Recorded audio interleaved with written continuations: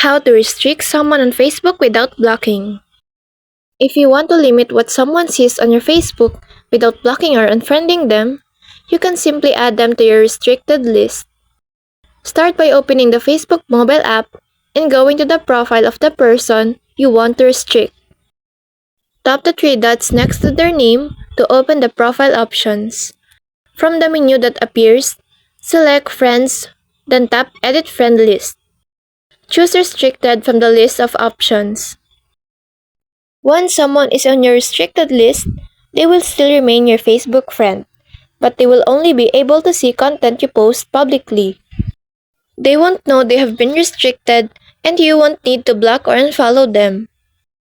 This is a useful way to maintain connections while keeping certain posts private and without causing conflict or cutting someone off completely. And that's all for this video. I hope this helps. Thank you.